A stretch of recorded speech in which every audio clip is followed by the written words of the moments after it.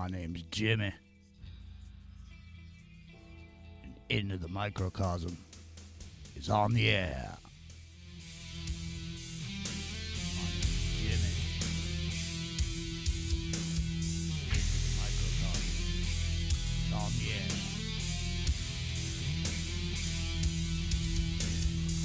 The question is not when we gonna stop, but who's gonna stop on the air.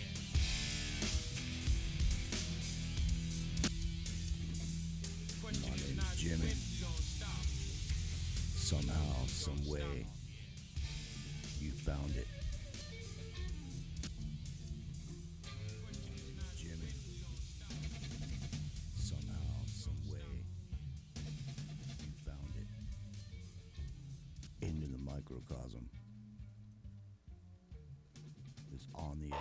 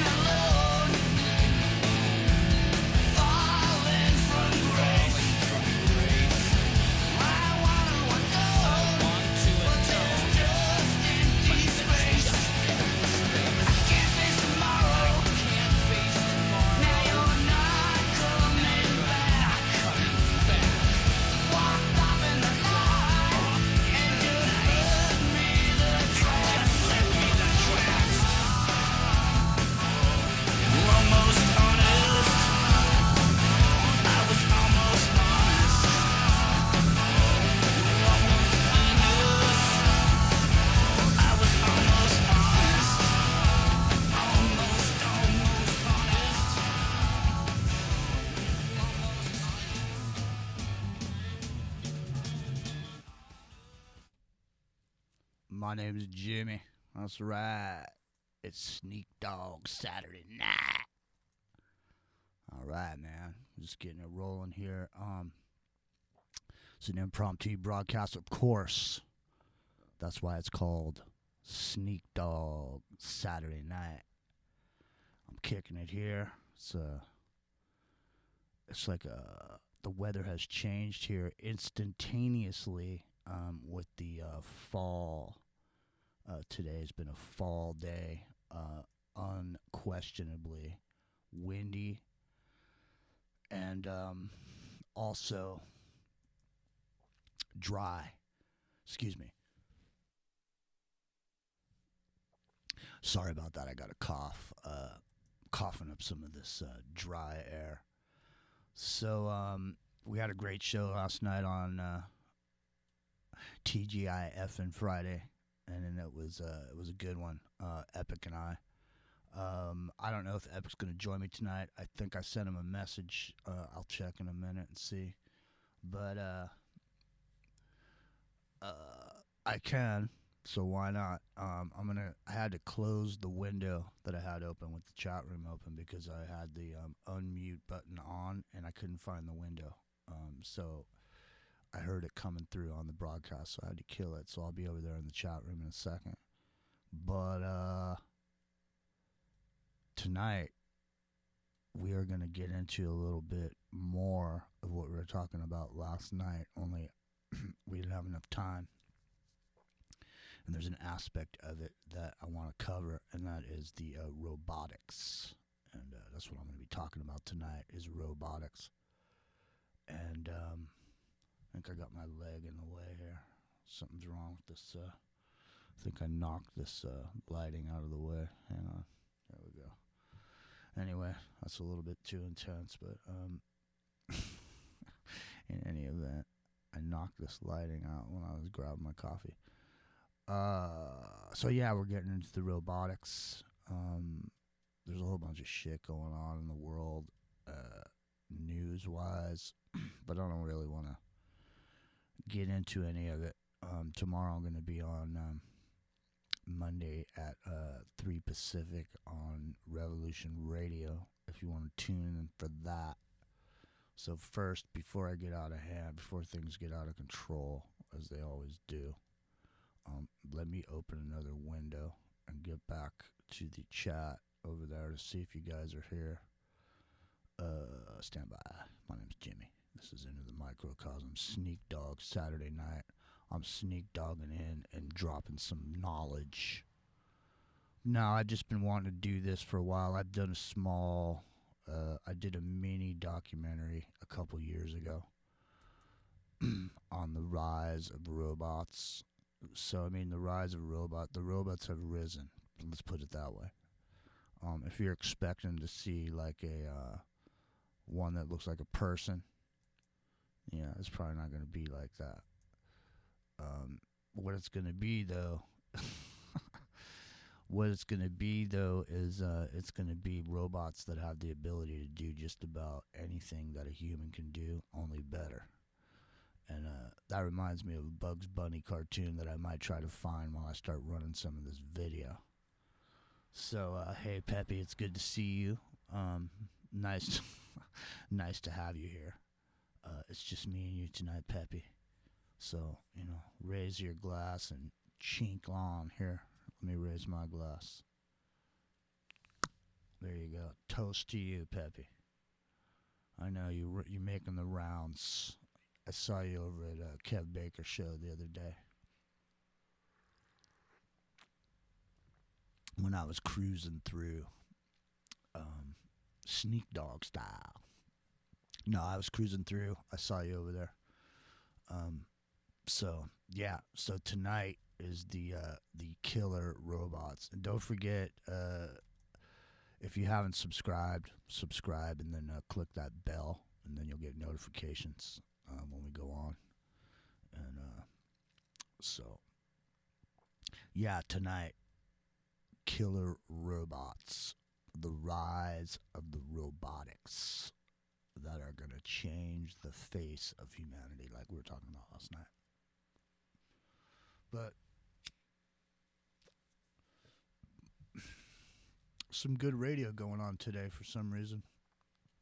I heard a few good shows, and I'm going to talk to one of the show hosts that I heard today. I thought he was pretty good. I'm going to see if I can have him come on the show on the Revolution Radio. You get around, Peppy. You Jersey Cougar. It doesn't surprise me. You got a Jersey Cougar. It doesn't surprise me. Believe me.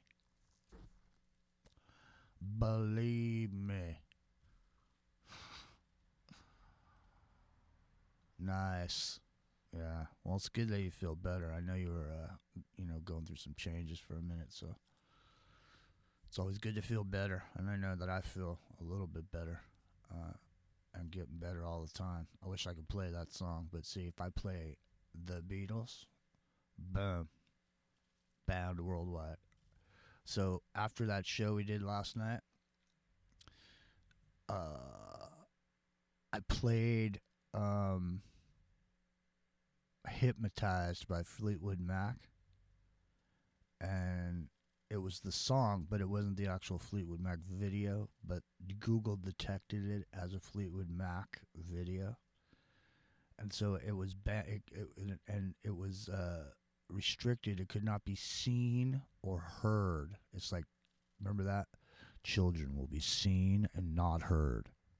Well, it's the same thing with Hypnotized by Fleetwood Mac. It will not be seen or heard. So I said, okay, well, let's take it out. So I edited it out. I said, take it out. I'll just have a blank spot with nothing there, right? So I did that last night before I went to bed, and then I went to bed at 2 a.m. Pacific. So I woke up and it was still in editing in progress. There's only 3 minutes of video. And then it sat there all day and edited it for it sat there all day and did nothing and sat there blocked worldwide, so nobody could listen to it.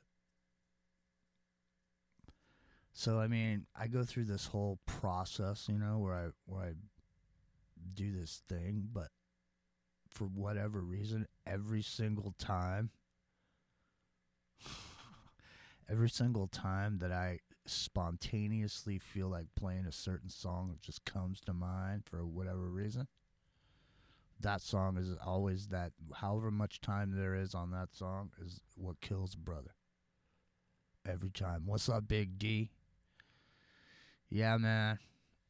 I'm just saying, I was talking about last night, we were doing a broadcast, and I played 3 minutes of the song Hypnotized while I was setting up the video.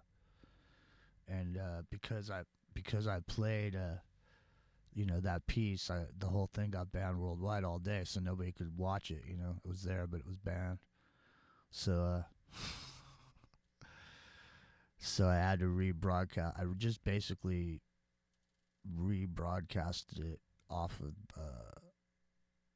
and just played the whole thing without that part in there, but it was a big hassle, like I was saying, because Google was trying to keep it from even after I told them to edit it out. They didn't edit it out. So now I just repeated that story for you also, Big D. So now, but Big D, what we're going to be talking about tonight or getting into is I got some information that I need to get on to YouTube, because I'm getting ready to do a podcast over on Billy Ray Valentine's Infinite Fringe .podbean.com, because he's been asking me to do a podcast for a long time, and I haven't been doing it just because it's hard for me to just sit there and talk to nothing.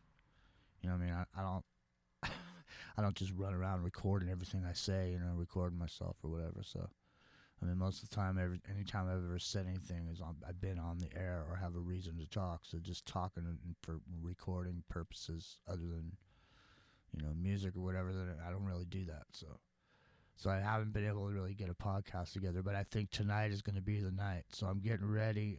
This is sort of the impromptu before the informational part of the presentation. So I got like a 25-minute video. What I'm going to do is I'm going to run it in 5-minute segments, and then I'm going to come back and talk about it. It's basically going to be the podcast. So you guys are here for the podcast recording. Peppy, you go over to John's channel. You should go check out John's We've Read the Documents channel if you're not over there. Subscribe to it because it's a good, So it's a good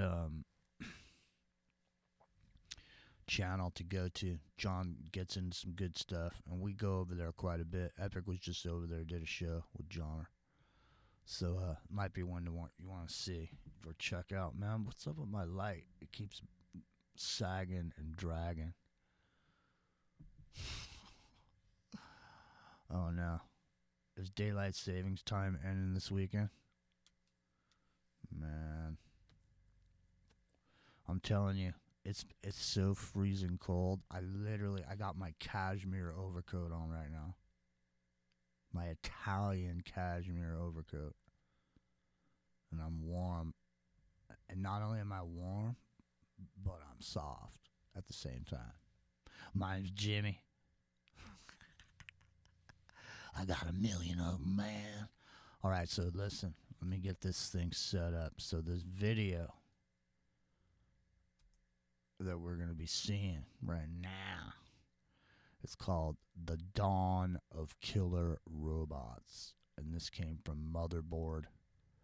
So let me get the screen ski set up, and then I gotta start the show, as it were, and say, Infinite Fringe and all that. So you guys stand by, and I'm going to set this up. Okay, so here we go. Stand by. I'll be right back.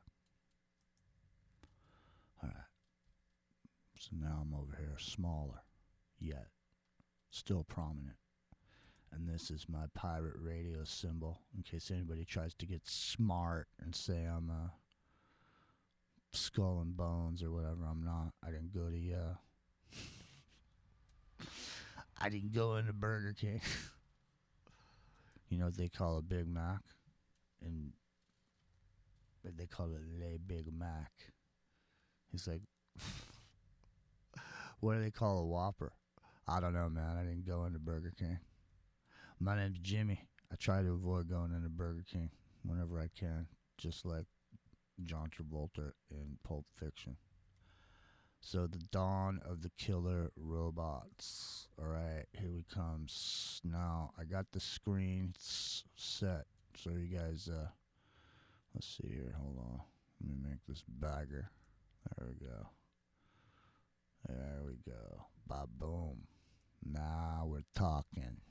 All right. So let's come back here. All right. I don't know what happened. How did I get so small? I got small. So, yeah, I'm just hanging here. It's a Saturday night. I got nothing better to do than hang here with you guys. I'm my buddies and record this session. This is a recording session. Sneakdog Saturday night recording session right here in the microcosm. As exciting as it seems and as exciting as it may be, it is pitch black. It is windy as fuck. And I just put up some new gutters today. Yeah, you got it. Wind. Oak trees. Leaves all in my new gutters. What do I got to do tomorrow? That's right.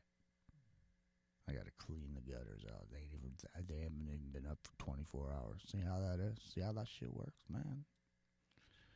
Old gutters, they had screen skis over the top. These gutters, nothing, because they're brand new, right? So I haven't put in the screens, and now it's too late. It's too late. Too late. All right, here we go.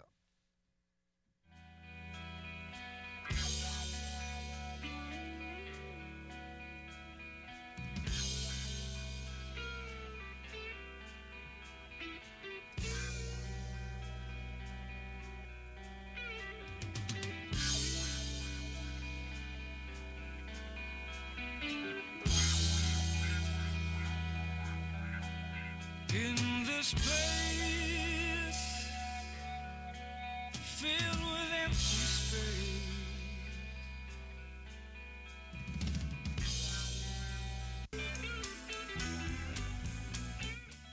My name's Jimmy. Welcome to Billy Ray Valentine's Infinite Fringe, podcast number 1. It's time to get small, ladies and gentlemen, real small, and jump into the microcosm. Got a good one planned for you tonight. We're going to get into some killer robots, but before we do,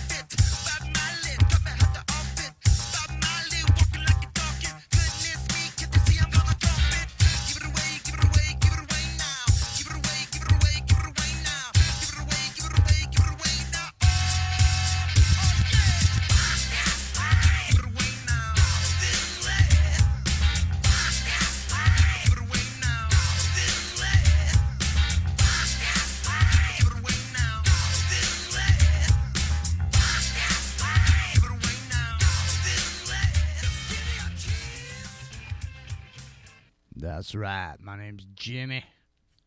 It's into the microcosm, and we are on the air on the Infinite Fringe podcast number 1, right here. Billy Ray Valentine, the Latin lover of truth, invited us over, and so of course we said, sure, Billy, why not? And so what we're going to do, I'm not even going to waste much time, because time is not something that we have to waste at any moments. And I don't have any to waste. And so here's what we're going to do. First thing, let's get into the dawn of killer robots, ladies and gentlemen.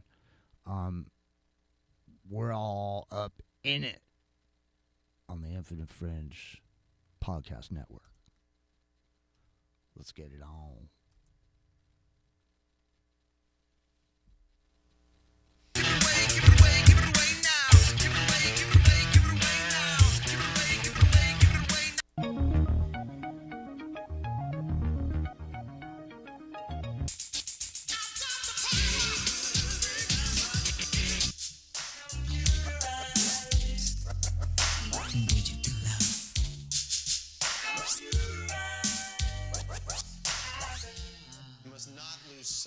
Of the great struggle that consumes us all.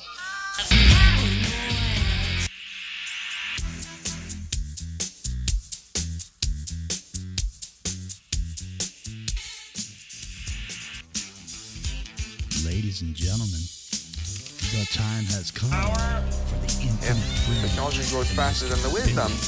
Ray. It's kind of like going into kindergarten and giving them a bunch of hand grenades to play with. The robots are here. Some of them look a lot like us, others not so much. But robots are getting more mobile and smarter by the day, thanks to the US military funding research and development in advanced robots and artificial intelligence. Some people are excited about our evolving relationship with the machines. They're a great tool that humans can use to make their lives better and make the world a safer place. While others are deeply concerned about the dawn of intelligent, killer robots. There is nothing that the U.S. develops in the military sphere that it does not want to weaponize.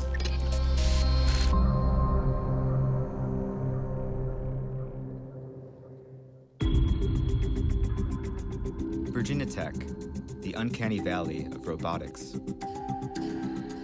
Due to its proximity to Washington, D.C., Virginia Tech has become an incubator for military R&D, and it's home to a handful of labs on the leading edge of robotics research. Our company's building a building right down the road there. So in the interim, we're leasing this garage space. My name is David Connor. I'm a senior research scientist with Torque Robotics. Who's behind you? This is the Atlas robot that was developed by Boston Dynamics. It's an evolution from the Petman project a number of years ago. This robot was developed specifically for the DARPA Robotics Challenge. There are about 7 of these in the world, distributed to a number of teams competing, developing their own software to operate the robot and control it. Teams behind the country's top semi-autonomous ground robots have come together for some friendly competition. It's part of a multi-year contest hosted by the Defense Advanced Research Projects Agency, or DARPA, the Pentagon's Blue Sky Research Lab. This Atlas here is one of 11 robots competing in the finals this summer. Can it, like, grasp me or do something? No. It can't grasp me? Would it crush my bones? Yes. The general rule is you're not within 10 feet of the robot when the hydraulic pumps are on and it's under control. Oh man, that's heavy. Don't want this punching you. Oh, it's really heavy. There's sort of 2 side-looking cameras, a stereo camera pair. These are just lights, and then this is a laser rangefinder that spins around and gives you a point cloud of distances. And then that's what we communicate back to the operator. It sort of looks like a Terminator. Do you get that a lot? We get that a lot, but this is a nice, friendly humanoid rescue robot. It is a machine, and it will serve whatever purpose its human operators send it to. I've never stared into a robot's soul before now. It's a bit unsettling, and it leaves me with more than a few questions. What's the end goal? You know, what sort of tasks does it do? This robot was designed specifically to explore research topics in rescue robots. We want to have a system that you could send into a disaster zone, could make use of human tools. That's why it's more of a humanoid form factor. It could still probably hurt me though, right? You drove here in a machine that's more dangerous than this. And so it really is about the safety precautions we put in as we're operating it. And then it's ultimately to the purpose that someone will put it to.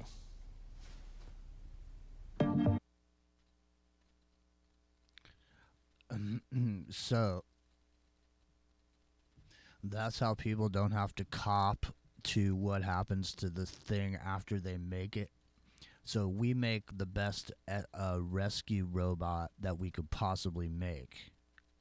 We make the best possible robot we can make. Now, when we sell you our robot, what you do with that robot has nothing to do with us. Okay, we just build the best robots we can.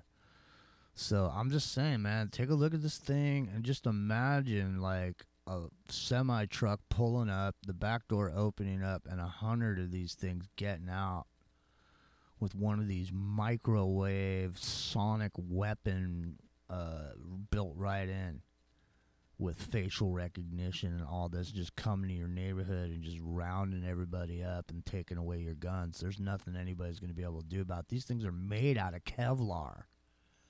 I mean, jeez. My name's Jimmy, the dawn of the killer robots on the Infinite Fringe Podcast Network.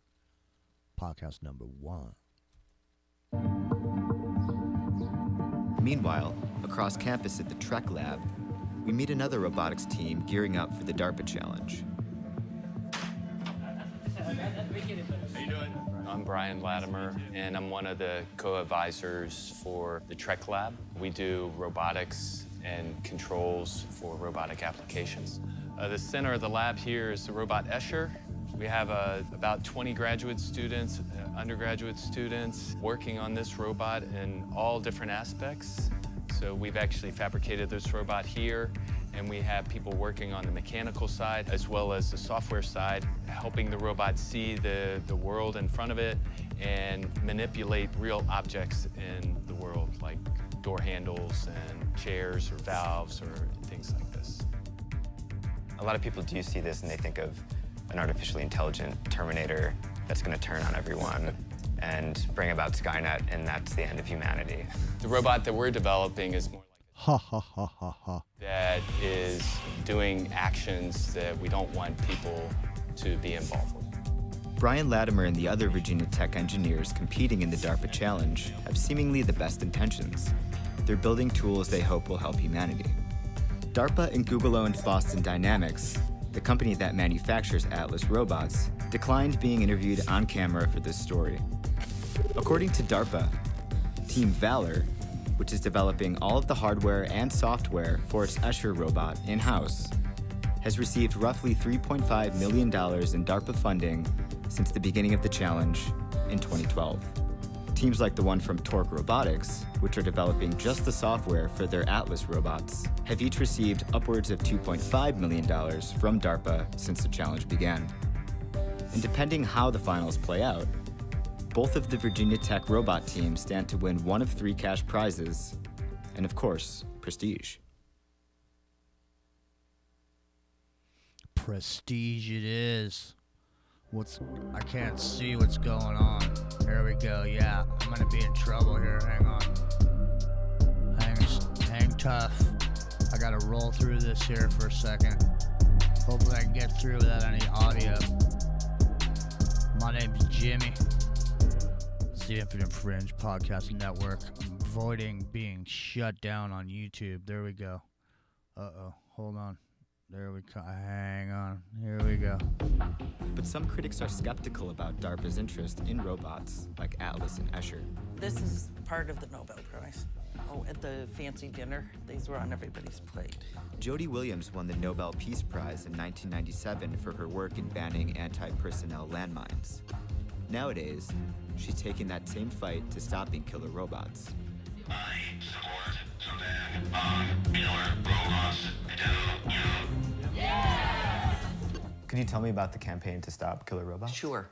I was doing a piece on drones, the CIA, mercenaries, and the US military. And in the research, I came upon the fact that they were being called, for example, the Model T of future robotic weaponry. And I was, in all honesty, freaking out, saying, I can't believe this. Where's the morality? Where are the ethics? Why do people think it is okay to create machines that on their own can target and kill? And I started pushing that we needed to bring together people we'd worked with on other campaigns and launch a campaign to stop killer robots. So we launched the campaign in London with a peaceful robot. His name is David Reckham. Ban killer robots. Ban killer robots. I want to stress the campaign does not oppose robotics. It does not oppose artificial intelligence. It opposes putting all that together in machinery that can kill you by itself. She's talking about autonomous robots, which can make decisions in the loop. Those robots don't exist yet. But in her research, Jody has encountered bipedal robots like the ones we saw at Virginia Tech, and she's worried DARPA's grand plan is much more sinister than semi-autonomous search and rescue. When I saw Atlas, the only thing I could think of was when are they going to put, machine guns or whatever they will ultimately decide to put on it. The line we kept getting is that these are service-oriented robots. They're here to help humans. And then they will be helping humans kill. When they tell you that they will not be weaponizing them, I want to know what they're smoking. There is nothing that the U.S. develops in the military sphere that it does not want to weaponize. But what about something like a bomb-diffusing robot? The U.S. military has been deploying explosive ordnance disposal robots by the thousands since the beginning of the Iraq War. They're the little brothers to Atlas and Escher, and they've saved the lives of countless soldiers and civilians.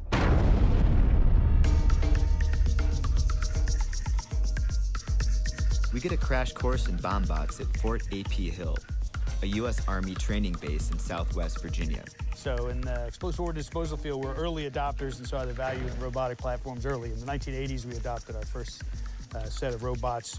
So this is a class of the advanced NCO course. So these are all staff sergeants here for training, and part of their training is to use robots. So this is a variety of tasks. How do you get a robot up and down stairs? How do you get it in and around corners? And then how do you use the gripper to pick up, change, pull off, or somehow manipulate the item that you're trying to use?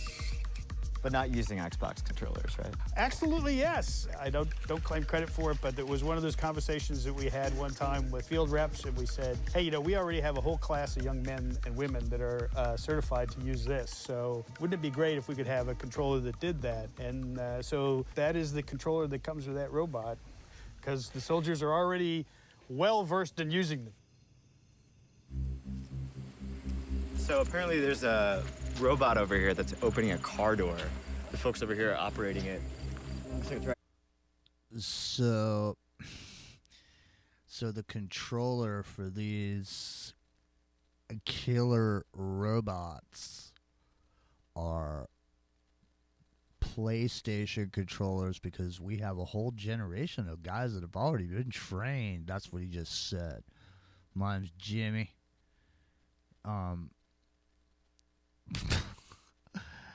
That is just comical, man. I mean, that is just too funny. Yeah. Here, that is too funny. And as a matter of fact, I have to just run this back here. Hold on a second, and I'll add a little sound effect. Mine's Jimmy. Here we go. Let's have some fun. Fort A.P. Hill, a U.S. Army training base in Southwest Virginia. So in the explosive ordnance disposal field, we're early adopters and saw the value in robotic platforms early. In the 1980s, we adopted our first set of robots. So this is a class of the advanced NCO course. So these are all staff sergeants here for training, and part of their training is to use robots. So this is a variety of tasks. You know, how do you get a robot up and down stairs? How do you get it in and around corners? And then how do you use the gripper to pick up, change, pull off, or somehow manipulate the item that you're trying to use? But not using Xbox controllers, right? Absolutely, yes. I don't claim credit for it, but it was one of those conversations that we had with field reps. Hey, you know, we already have a whole class of young men and women that are certified to use this. So wouldn't it be great if we could have a controller that did that? And so that is the controller that comes with that robot, because the soldiers are already well versed in using them. There's a robot over here that's opening a car door. The folks over here are operating it. So it's right here. Colonel Bradley is actually saying this is like, as they've streamlined the technology over the past couple of years, this particular bot, Talon, is sort of like their go-to for that. I can't tell if it's purposely coming at me. So you can see there's a mock explosive in here, and I think it's just about to pull it out. Success. You know, the soldiers be using these robots every day. A lot of the soldiers become very familiar with the robots, and they make up names for them based on their particular attributes, or and sometimes those things will come up with nicknames. The soldiers do not think the robots are alive, but they also know that they're sort of part of the team. As he brings you the cell phone.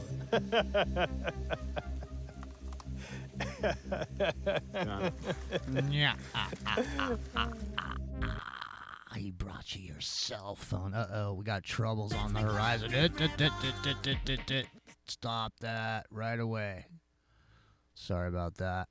Ladies and gentlemen, I am dodging bullets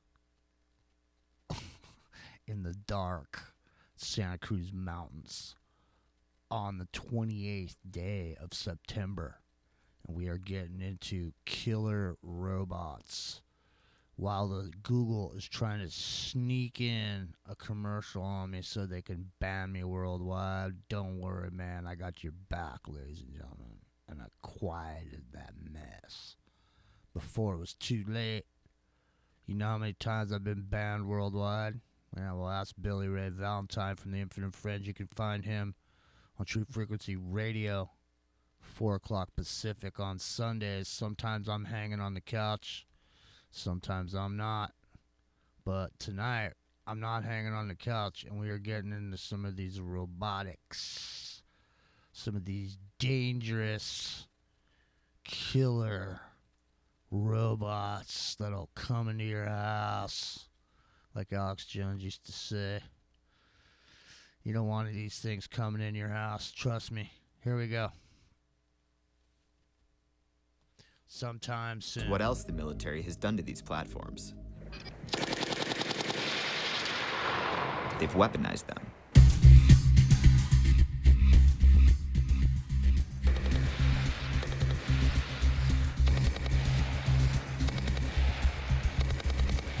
Why would the military weaponize a bomb disposal robot?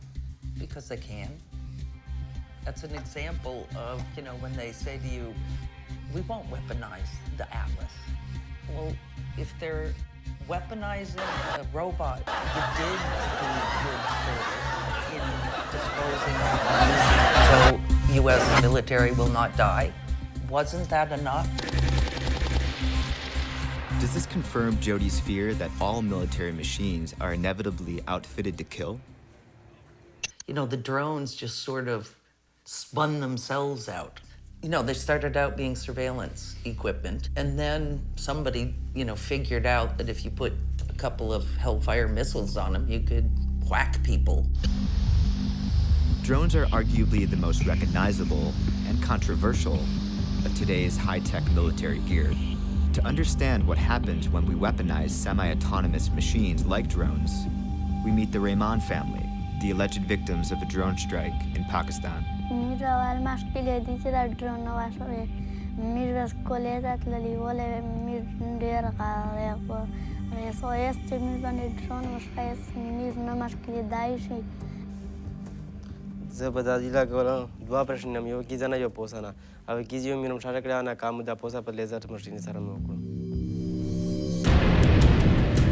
This is what that reported strike looked like from the eyes of a drone.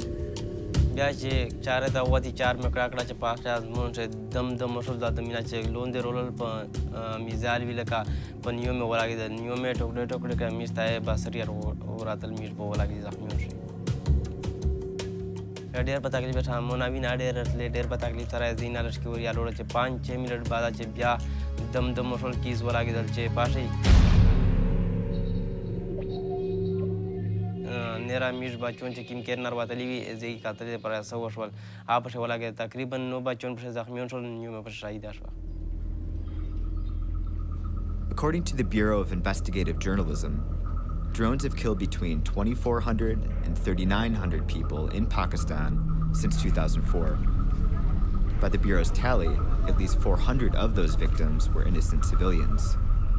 Between 150 and 200 were children.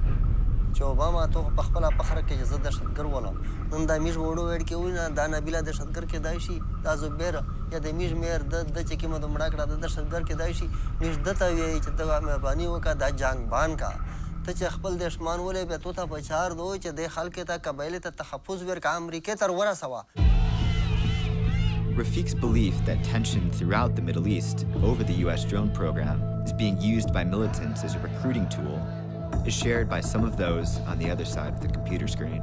I mean, we're supposed to be this shining beacon on the hill and all that, being the United States. With this technology, I very sincerely believe that it's creating more enemies than it's solving any problems.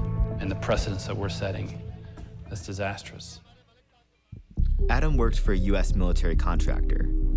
He monitored multiple live video feeds from drones flying over Iraq and Afghanistan.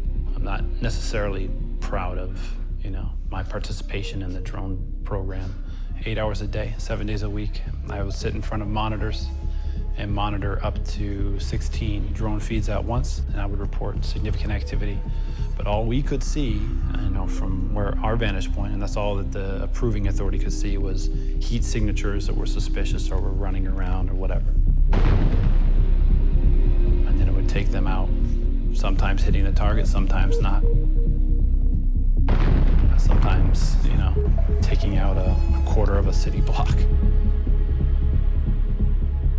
In Afghanistan, you can have a suspected Taliban meeting spot. A drone will observe it, see this suspected meeting is taking place. It may not be a meeting. It may just be a freaking potluck.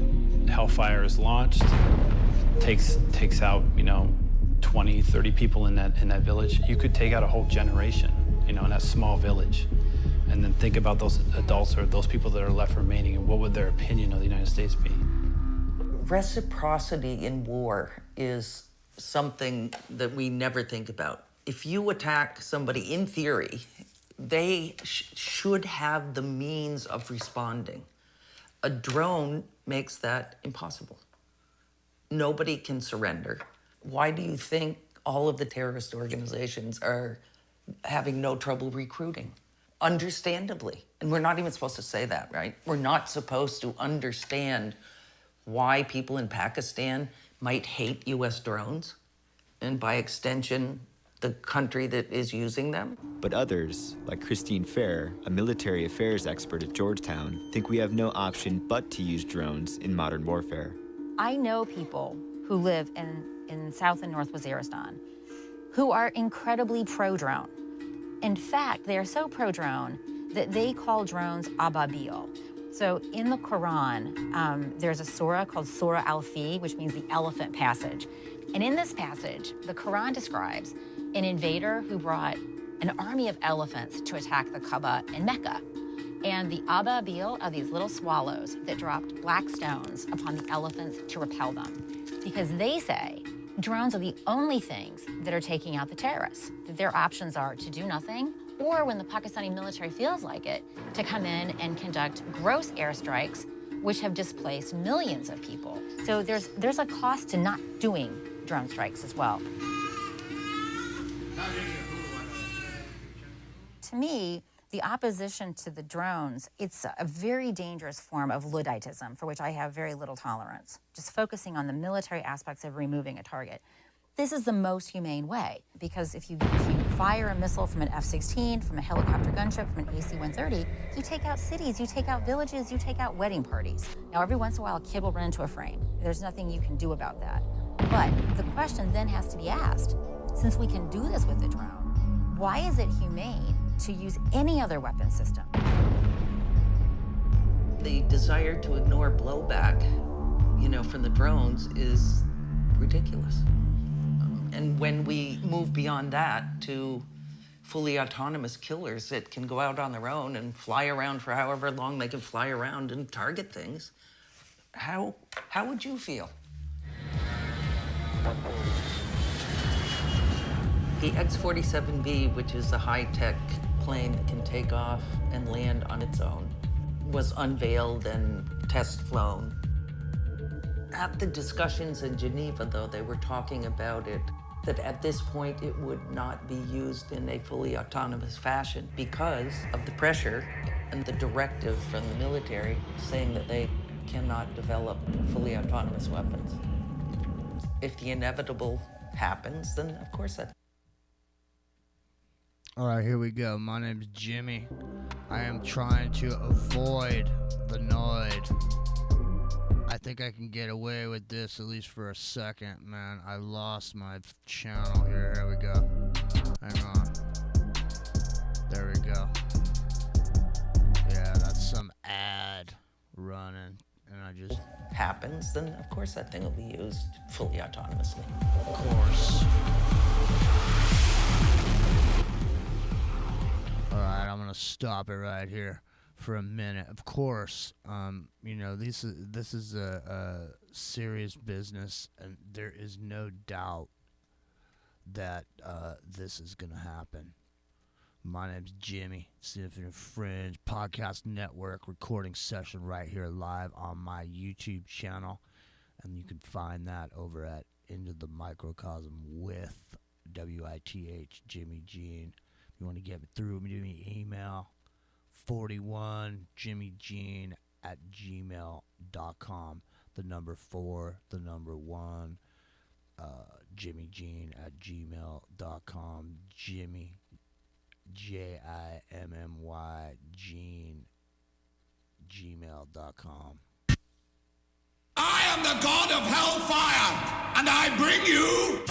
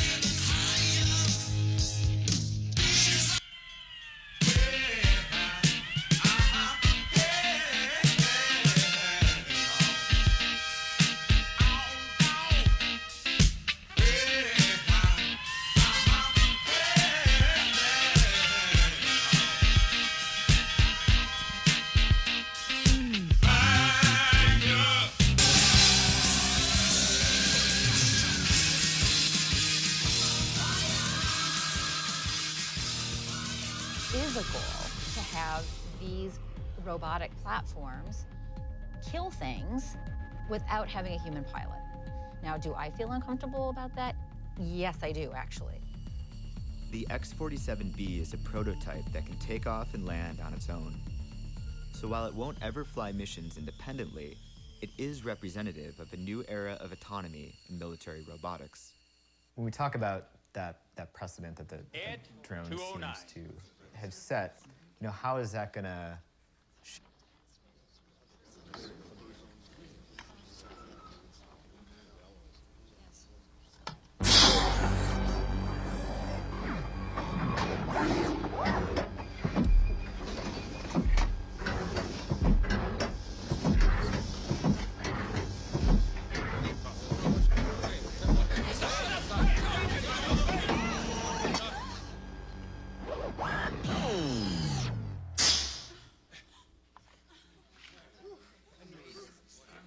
The enforcement droid, Series 209, is a self-sufficient law enforcement robot.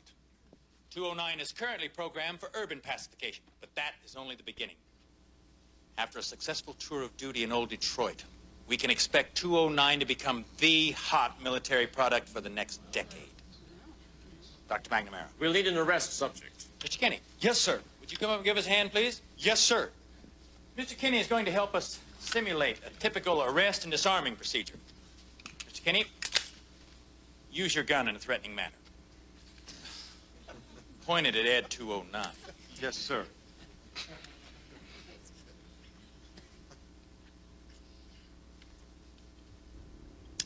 Please put down your weapon. You have 20 seconds to comply. I think you'd better do what he says, Mr. Kinney.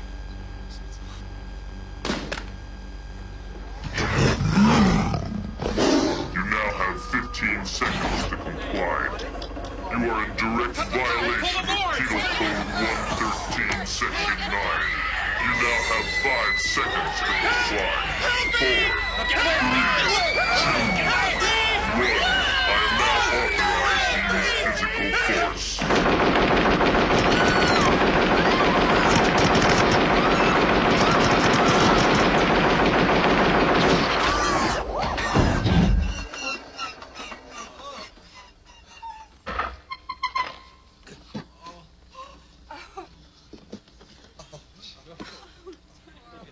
Somebody want to call a goddamn paramedic? Let's go! My name is Jimmy. Somebody better Added call. to band Oh shopping man, list. come Hey, what are you on. doing? My Nationwide's name's teamed up Jimmy. with Amazon to I'm trying to bring you hang the- on a second. My name's Jimmy. I'm trying to. Sorry about that. I had to say that 3 times to block out that commercial, which is now trying to play. Man, yeah, that was RoboCop, ladies and gentlemen, and Robots Gone Wild on a Sneakdog Saturday night into the microcosm recording session. What's up, Jason? Nice to see you, man. Good to see you, Big D, Peppies. I hope you're still there. We still got a few more minutes to go. With Dawn of the Killer Robots. So let me dump this commercial window because it's still over there haunting, trying to bust me. I mean, seriously, that's what happens too. Is all I got to do is run that commercial just one time, get in the way, and I'm in trouble again. Because I get banned worldwide for a myriad of reasons, even though I've never had a copyright strike. I've never had a community guideline strike. It says right on there, watch out, there may be some strong language and content that goes on simply because this is a late night show. And, consequently, we get into late night topics for adults. If you're not adult enough to handle the situation, then, please exit stage left. My name's Jimmy, and I'm relaxed now. Here we go. We are recording tonight live, Jason, for the Infinite Fringe Podcast Network. We're going pirate radio style, and we are throwing down on killer robots tonight. And here we go. let's get back into it. Here it is. Atlas or Escher, are they going to be going the way of the drone, so to speak? I believe so. Some people will argue no, but I think they're obfuscating. Back at Virginia Tech, it's finally time to see those controversial machines doing their thing. Robot power. This 6-foot-tall, 330-pound bipedal humanoid robot is about ready to take a walk.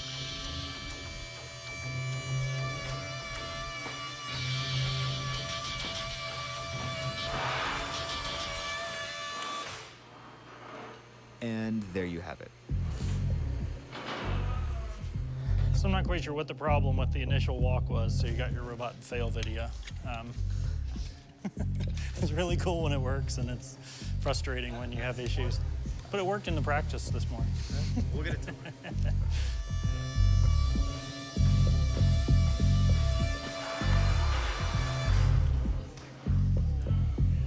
We're thinking that we may be having an issue with one of the sensors on the feet, and it's due to go back to Boston Dynamics for an upgrade in the next month, so we haven't worried too much about it. Robot power.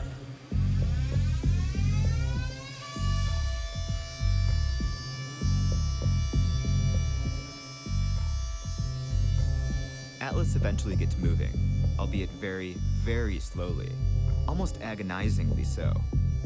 It's going to be picking up. That's the intent, is we want to walk over and then pick it up. If I were in a burning building and this thing was dispatched to save me, I probably wouldn't make it.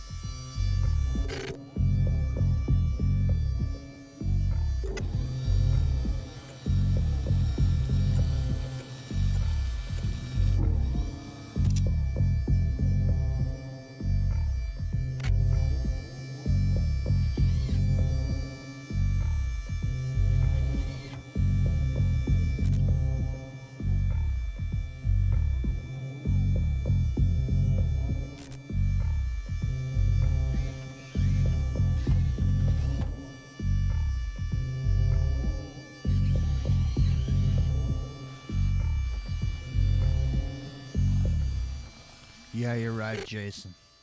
Skynet is self-aware. It can't be argued that Atlas failed the drill test, a task it will have to perform at the DARPA challenge. Only today, it was pretty slow.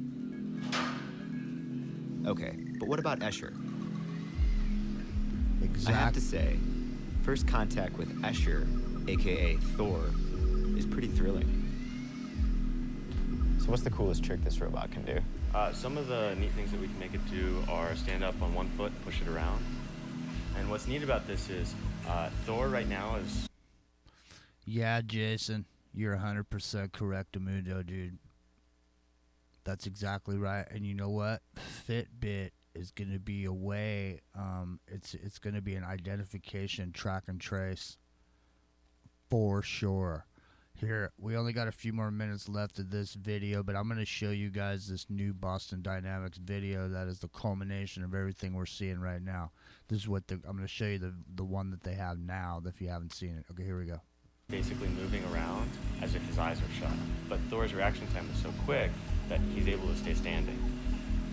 And he's also using his whole body controller, and the whole body controller keeps him to count everything, the arms, the legs, all the ligaments, where all of his moments of inertia are.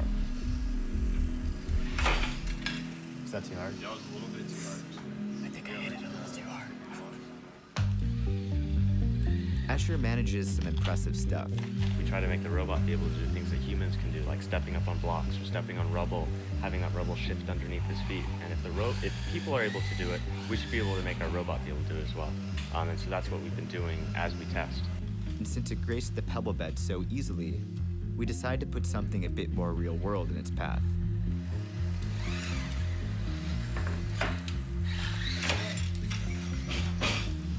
Robots are hard. Robots are very hard, but some of the hardest things to do are test to show where it fails and then fix those failures so that it won't fail again. Because we have a lot of successes with it, but then there are also a lot of hidden bugs, in the system, and we want to make sure that those don't arise when it really needs to matter the most. We're designing this to help in situations like the Fukushima disaster. We'd be totally happy if the robot was able to understand, hey, there's this disaster, and I am a tool that can help these humans not get hurt. Escher is perhaps slightly more graceful than Atlas, but it's still not like this thing is going to run you down and kill you. Are you kidding me? This thing would be gone in 20 seconds in Fukushima, man. There's no way. Hardware and software upgrades, including better artificial intelligence. And the same goes for Atlas.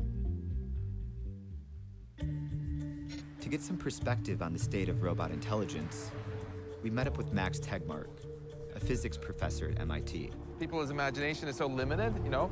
They think that if you make something smarter than us, it's just gonna be a tiny, tiny bit smarter than us. As if, like, we are only a tiny, tiny bit smarter than snails. Tegmark recently co-authored a paper with renowned cosmologist Stephen Hawking. Their op-ed didn't say AI is inherently bad, but Hawking and Tegmark warned of a possible doomsday scenario if we don't start putting regulations on AI right now. To me, the really important development to watch is not the ability to build machines that look like humans with two legs, but rather the ability to put really smart brains in them. These machines so far have a very narrow, limited intelligence. And by simply replacing the software by the state-of-the-art from 5 or 10 years from now, they will be able to do dramatically better things. If we develop extremely advanced AI that has military use, it's pretty likely that the world's militaries are going to start using it, regardless of what the geeky professor or whatever who developed it thinks about that. You think? Tegmark thinks there's a bigger precedent here: the bomb. Some of the scientists who designed the atomic bomb, in fact, most of them, did not want it to be dropped on civilians in Japan. There was a James Franck report that said, hey, let's just detonate it in an atoll in front of some Japanese admirals and generals and get them to surrender. But the scientists weren't the ones who got to make that decision.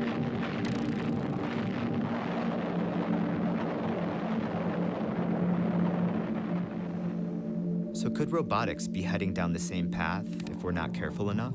There are basically two things which grow in parallel as society evolves, right? There is the power of our technology, and then there's the wisdom of us humans for how to manage the technology. If the technology grows faster than the wisdom, it's kind of like going into kindergarten and giving them a bunch of hand grenades to play with. We have no clue what would happen if we were to ever succeed in making machines that are much smarter than us. If people tell me, oh, I know exactly what's going to happen and it's going to be great, I would take that with a grain of salt. For Jody, there's nothing about the march of robotics that should be taken with a grain of salt. The United States has never met anything in its military arsenal that it did not want to weaponize. So to say that you have this 6'6" robot who they are working feverishly to make more mobile, to not be still tethered to the cord, et cetera, you're gonna tell me that they're not going to put machine guns on that guy and send him into urban warfare? I want to know how they can convince themselves that that might be true. And when I'm in a really bad mood, I want to know why they'll look you in the face and lie.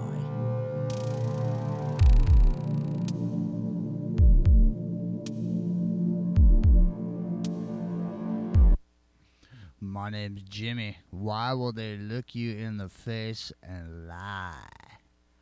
Well, now, that's a horse of a different color, isn't it? I think so. So, I'm trying to get this other thing going here. Let me try to close some of these windows. I think I got too many windows open.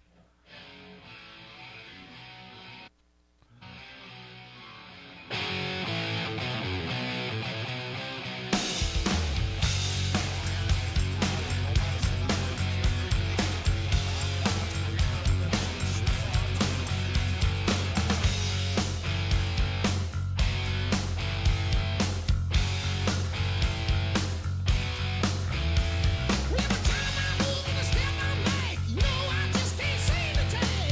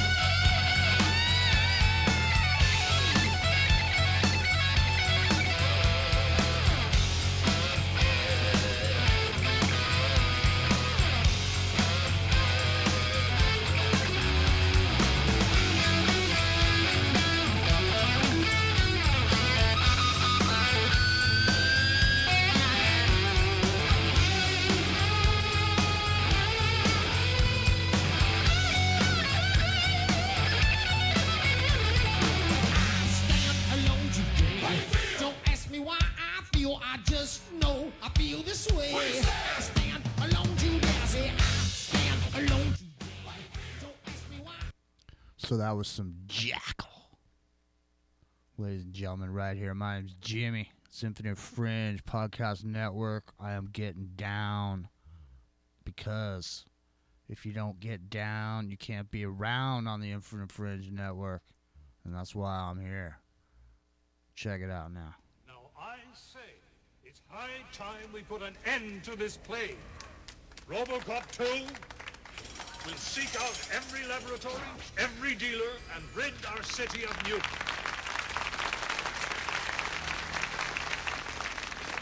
Ah, yes. Things will be a lot quieter with this boy around. I'm just here for what's mine. Don't make me kick your neck.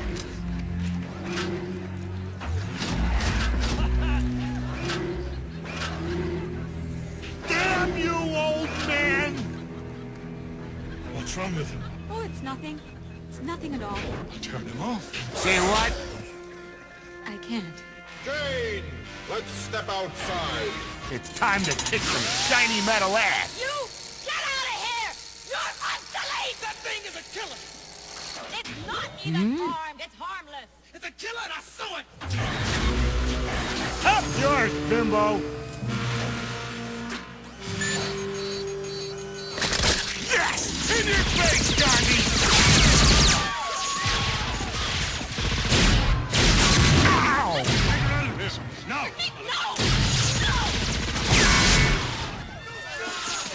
Death to humans!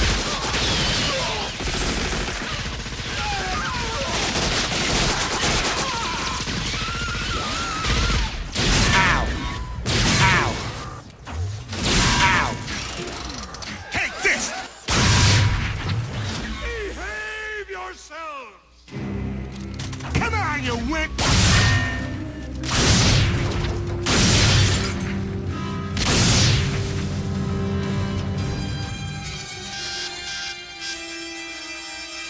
Ooh, he got me! Oh! Well, let's see what kind of things his body can do.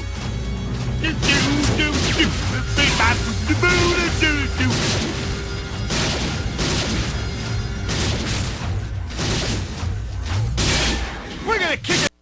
Alright, I got a little carried away there. Here we go. This is real, though.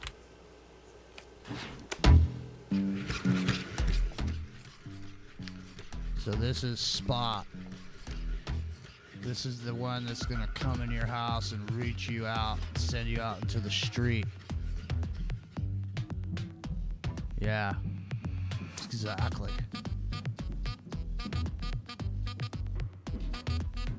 Look at this thing, man. Check this thing out. It's gonna come in, it's gonna facial recognition you.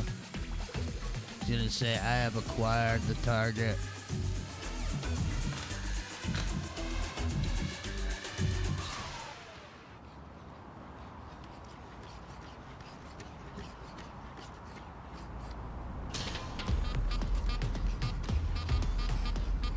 Damn. Amazing. Look at that thing.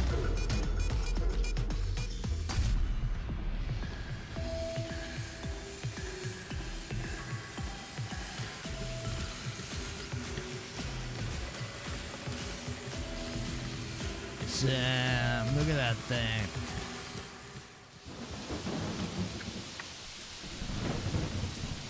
Look at him. He's got the red eye.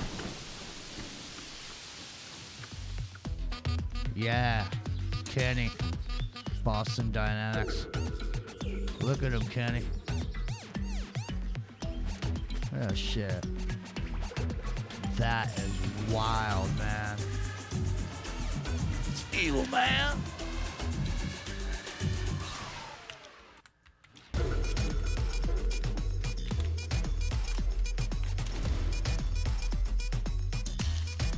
Damn. That was the Spot launch video. My name's Jimmy. It's Sneakdog Saturday night. It's Infinite Fringe Network and the podcast at infinitefringe.podbean.com. Recording session going on here live. We got chat rooms flying by. Big D's over there. the Illuminatis over there. The Rotman 1, Peppy, Jason. Having a good time. We're just recording for Billy Ray. And, of course, eventually this will all be cut out, this chatterboxing going on in between. But before I do... I know, fake dog. Before I do that, though, I did want to show you something else. What was it now? So these fake dogs, it looks just like, you know, like I say, they will send this in. They will find you. They will. Oh, I know. I was going to show you. Hold on a second. Stand by.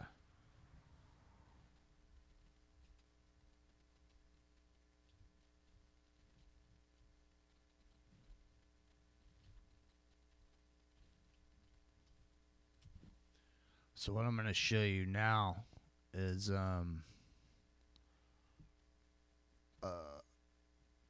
nano drone swarming. I don't know if you guys have ever seen any of this, but it's something you should see. I'm just saying, just because people, you know, people are living in some like the complete and total fantasy world when they think that if the military ever turns against the American people for whatever reason, and somebody starts using the American military against us, the weapons that we have that we paid for. We developed a nano quadrotor capable of Look at agile this. flight. Now watch this.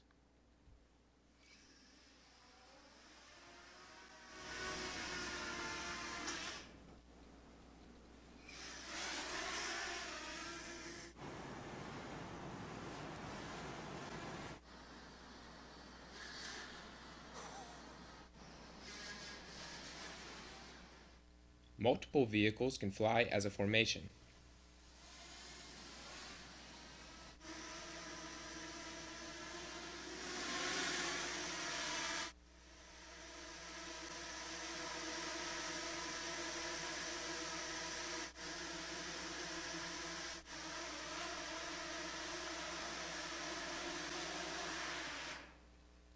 We developed a method to transition between formations in 3D.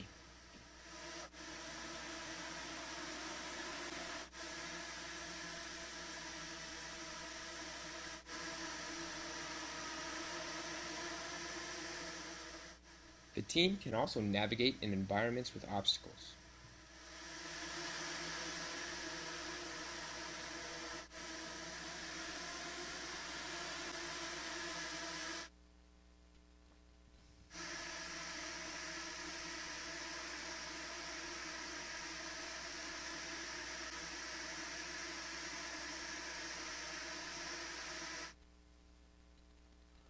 Let me tell you something.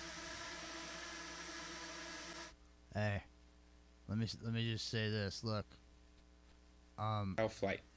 You got no chance against this. You see, look, let me show you some. Hold on. Let me just get up here. Hang on a second. Here we go. Now, listen here. You see this here? Okay? Now, they have one of these drones. See this here? This is the window at the building or at the house. Okay? So what happens is one of these drones will, these things fly at literally 100 miles an hour. One of these drones will come in, fly up against this window, bash it out. And once it does, then the subsequent force comes in, which are these things. Now, take a look at this again. This is important. Look In at this. environments with obstacles.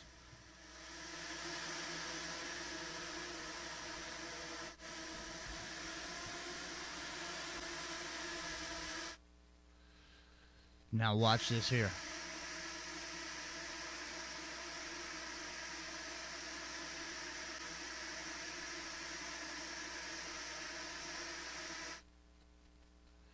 So that's KML Robotics. I mean, this is some kids not kids, but some people that developed some technology, you know, and that they're showing that there on the internet. And the name of their channel is DS Ramps. Subscribe to them over there. Here, I'll subscribe right now. I subscribed. There you go. Subscription added. Now, this here is no joke because, listen, here's what I'm going to do. I'm going to take you, Mr. Mustache. Mr. Mustache. Drone diving. Now, this is something I'm interested in. So I got interested in drones a while back, and I got a few drones, and I had my drones, and I flew my drone, and eventually I decided that it wasn't all that fun because these other type of bigger drones,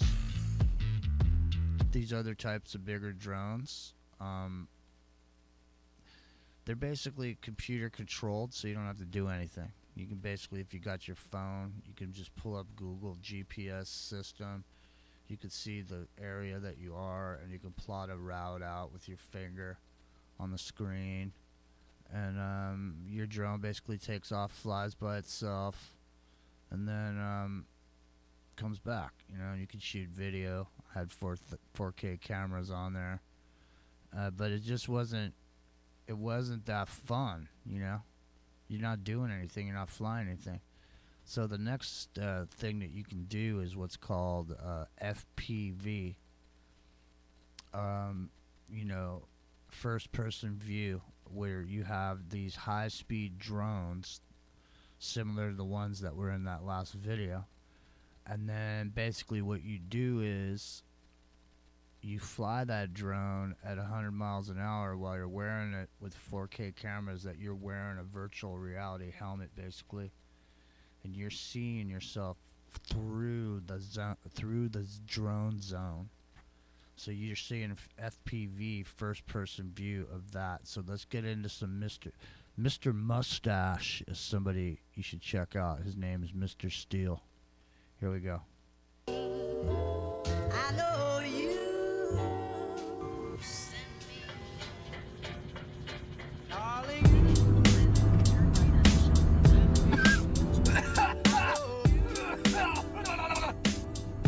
I'm currently driving to go meet up with John and Kevin.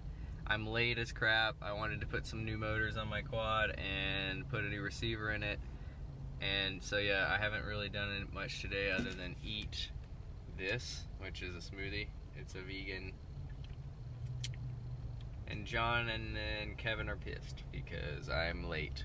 Like always, but that's kind of my thing. I'm late to everything. I don't know why. I just have a weird... Gotta be another ladder. What up? Woo! I'm not seeing anything, but it's kind of cool up here. You could totally power loop yourself. Wait, can you do the wall? Can you go out on the wall play? Yeah. Damn. Dude, it's so sketchy. Nah, it's fine. Oh my god. Alright, so these guys... How's this open? Basically what these guys do is they run around with these drones and they do these missions where they fly FPV. So here you go. It's coming here, man. So this is, I haven't seen this video, so I'm just getting boned out because it's all this bullshit going on here. Let's see him when he's gonna fly this video. Is he gonna fly or what's he gonna do? Apparently he's climbing around. Let's check this out, see. I'll find another video if not. My name's Jimmy. Alright, here we go.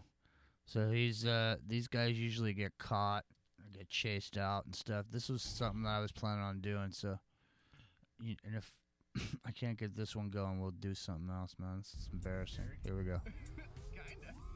Oh god. Pay no attention to the G's that's shifting your body. Ah! Just diving right down on top of us.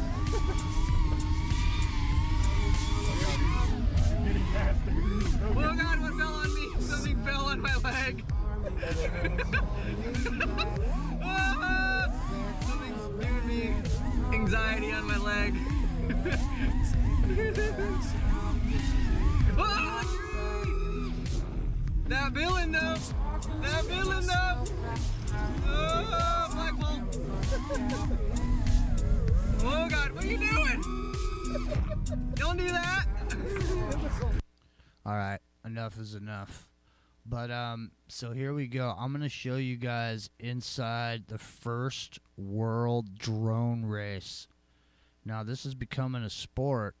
Only reason it's important is because I'm showing you that there's a bunch of people around that are flying these drones, racing and all this. And as they do, they develop the technology that's basically throwing these drones forward to the point where now, I mean, last year I was up in Aspen and they had instead of having a fireworks display, they had a drone because it was super dry and they didn't want to have any fire, so they had a synchronized drone display, which was pretty fucking cool, man. My name's Jimmy. Here we go.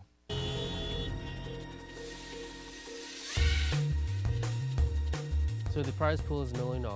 3, 2, 1, drone! I had a quad bit me. That's what happens. Quads, they're wild creatures, and you got to treat them with respect. So we were flying, and then began to spin around, and I'm pretty sure that somebody clipped us from behind. Track race award, and it's going to...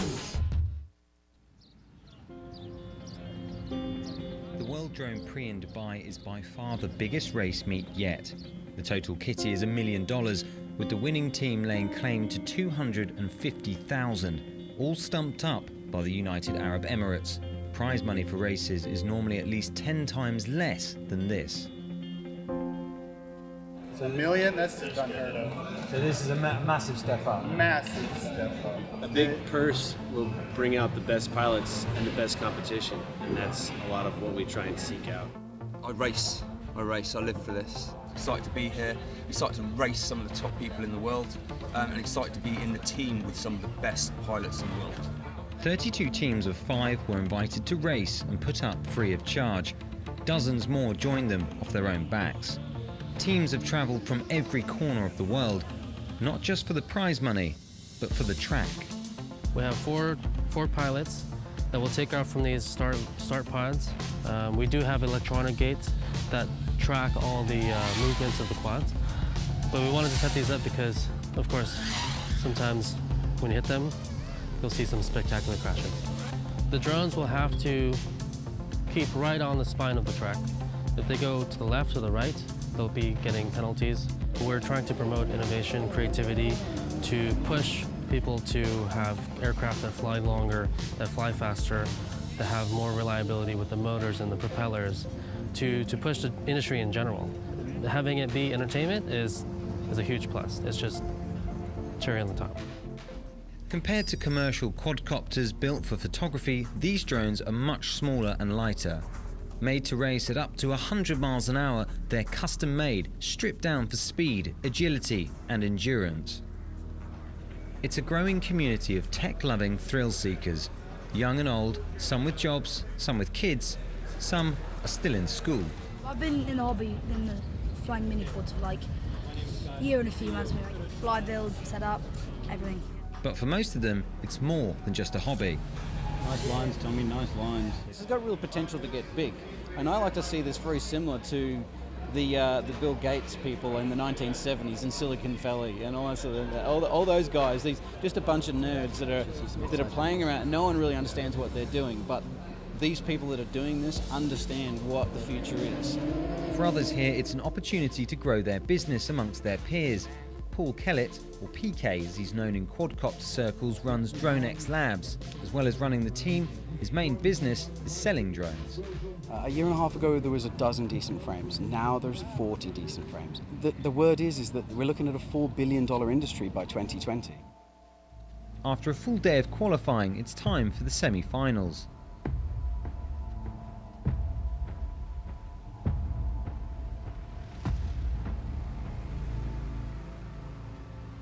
I've been told these gates are made out of metal, so I want to see if I can break one.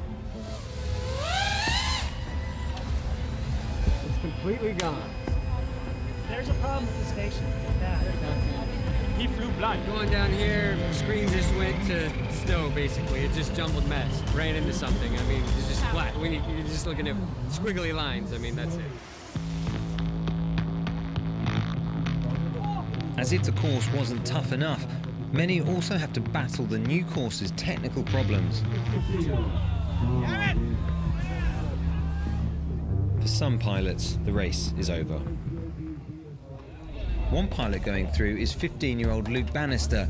He flies for the Tornado X racing team. Because we wanted to support such a big team, we decided to go and get a sponsor. So we went along and we got Tornado Energy, who were kind of very much into esports, but saw drone racing as a next new kind of big sport. The world of online gaming, with its dramatic rise in viewers, generates more than $700 million a year. With similar first-person viewpoints as a spectator, it's not a bad model. The dominant force in Dubai, the black and yellow of Tornado, is everywhere. They brought 11 teams to maximise their chances of winning. A lot of the sponsors are looking at this marketplace. No one's really ready to quite jump in completely. They wanted to test the water. So the World Drone Prix was like a perfect test for this. The final match right now of this championship. 3, 2, 1, drone! Here we go. It's the final. With Tornado miles out in front, unexpectedly, everything seems lost.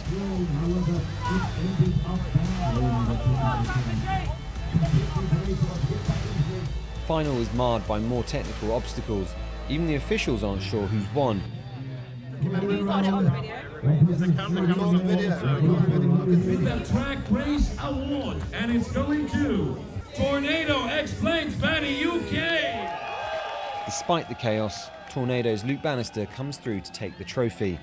He and his team will take a victory bonus, proving drone racing isn't just for hobbyists anymore, it's entered the big leagues.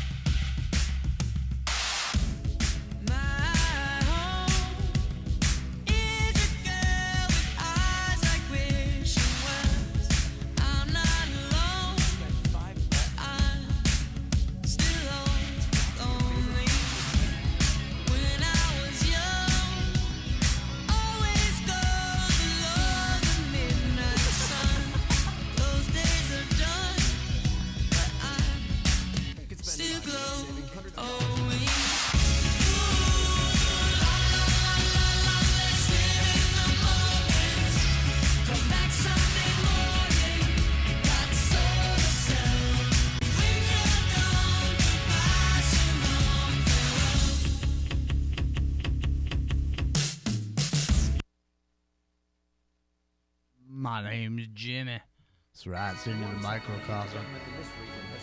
We are definitely on the air. Stand by, ladies and gentlemen. It's going wild. Hold on. Here we come. Stand by. We've seen them being used for classy photography, for gratuitous selfies, and of course for deliveries with both Somebody's Amazon. talking about drones, but what I'm saying is this. You can't touch this. Can't touch this.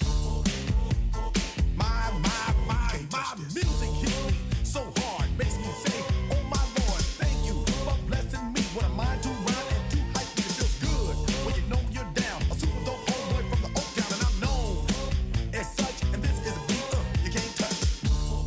I told you, homeboy, you can't touch this. Yeah, that's how we living, and you know you can't touch this. Look in my eyes, man, you can't touch this.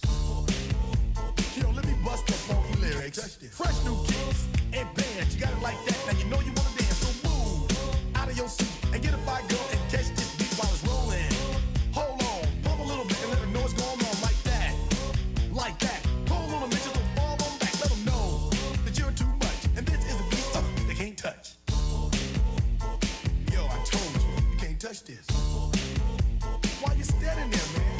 touch this.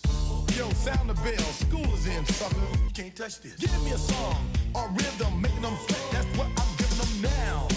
They know. You talk about the hammer, you're talking about a show that's hot and tight. Singles are sweating so fast, them a whiteboard tape. To learn what it's gonna take in the 90s to burn the charts. Legit. Either work hard or you might as well quit. That's word because you know you can't touch this. You can't touch this. Break it down. That's right. Break it down. It's hammer time. Hammer time. Go with the flow. It is said if you can't groove the list, then you probably are dead. So wave your hands in the air. Bust a few moves. Run your fingers through your hair. This is it. For a winner, dance to this, and you're gonna get there. The move, slide your rump. Just for a minute, let's all do the bump. Bump, bump, bump. Yeah. You can't touch this. Look, man. You can't touch this. What up, Luda? Cute. Yeah, baby. Yeah. Woo! Back again. That's right. Luda. Feel this. This gets meaner and meaner each time, baby. Feeling real good, too. Holla at him. What up, Uncle Face? Yeah. I'm never going nowhere, so don't try me. My music sticks in fans' veins like an ivy. Flows poison like ivy. Oh, they grimy. Already offers on my 6th album for labels trying to sign me. Respected highly. Hi, Mr. O'Reilly. Hope all is well. Kiss the plaintiff and the wifey. Drove through the window, the industry supersized me. Now the girls see me in the rivers, what they cry me. I'm on the rise, so many people despise me. Got party ammunition for those trying to surprise me. It's a celebration and everyone should invite me. Roll with the crew or meet the bottom of our Nikes. Explorer like Dorothy, swipers can't swipe me. My whole aura's so mean in my white tee. Nobody light-skinned reppin' harder since Ice-T. You disagree, take the Tyson approach and bite me. Whoa, don't slip up or get got. Why not, man? I'm coming for that #1 spot. All right. Rappers swearing they own tub. But I'm coming for that #1 spot. All right, man. Scheme, plot, plot. Say what? I'm coming for that #1 spot. That's right. My name's Jimmy. Coming for that #1 spot. That's right. Well, Jason, Illuminati, Pepe, Big D, the time has come. Most definitely, the time has come now. It is 9:30 Pacific here at Into the Microcosm Studios. It's pitch black. It's cold as shit. It's time for me to hit the hot tub. So I'm going to leave you with this thought. The robot revolution is coming. And so it'd be a good idea to think of what you're going to be doing for money when that happens. I got some good ideas, though, so let's see what we can do. I'm going to be doing some recording with John Brisson tomorrow. We're going to be doing a show on transhumanism. Going to kind of revisit some of the stuff we talked about the other day. Yeah, I know. Fuck the robots. If you didn't hear the show we did last night on transhumanism, you can find it right here on the channel somewhere. It's either down here or over there on the side. Can't tell. But tomorrow with John Brisson over on We've Read the Documents. I think we're going to do it there and record it. I'm not sure. But exactly, Speculation Island. Here, I'll play the Speculation Island sounder on the way out. So I'm going to cruise on, you guys. Thanks a lot for hanging. I really appreciate it. Like I said, I hate doing podcasts and just talking to myself. So without further ado, Speculation Island soundtrack. Here we go. Let me see if I can dig it out of the treasure chest.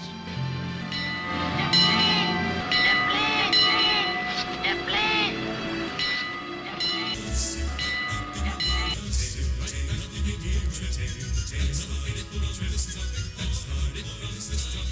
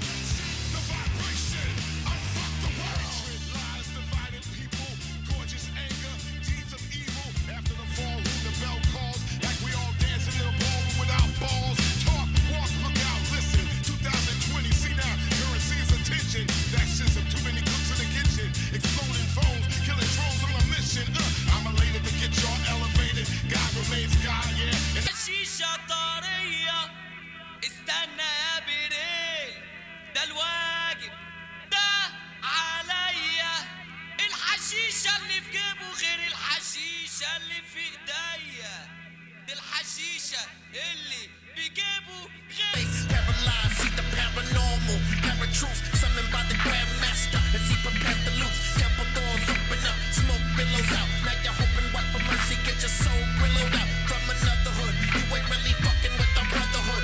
Even if another could, I wish a motherfucker would.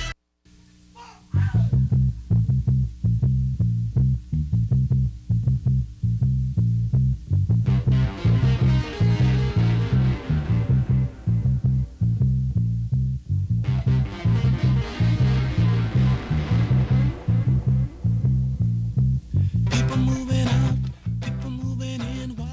Because of the color of the skin. Run, run, run, but you sure can't hide. An eye for an eye, a tooth for a tooth. Vote for me and I'll set you free. Rap on, brother, rap on. Well, the only person talking about love, man, brother, is the preacher.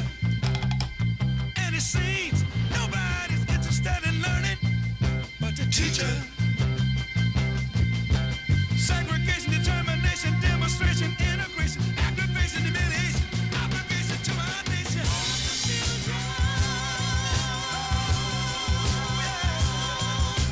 That's what the world is today.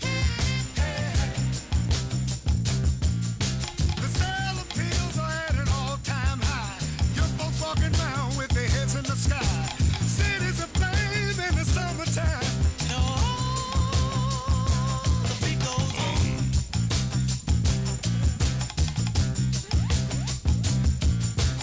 Evolution, revolution, gun control the sound of soul. Shooting rockets to the moon, kids growing up too soon. Politicians say more taxes will solve everything. And the band played on.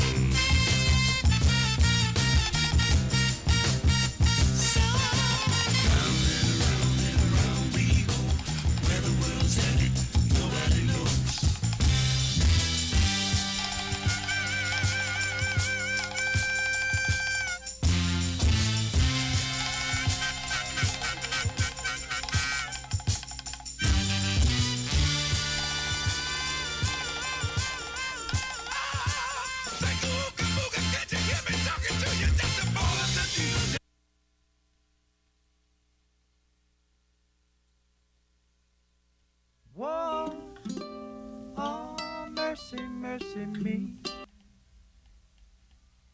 All things ain't what they used to be. No, no. Where did all the blue skies go? Poison is the wind that blows from the north and south and east. Whoa, mercy, mercy me. All things ain't what they used to be. No, no. Oil wasted on the oceans and upon our seas. Fish full of mercury. Oh, oh, mercy, mercy me. All things ain't what they used to be. No, no. Radiation underground and in the sky. Animals and birds who live nearby are dying. Oh, mercy, mercy me.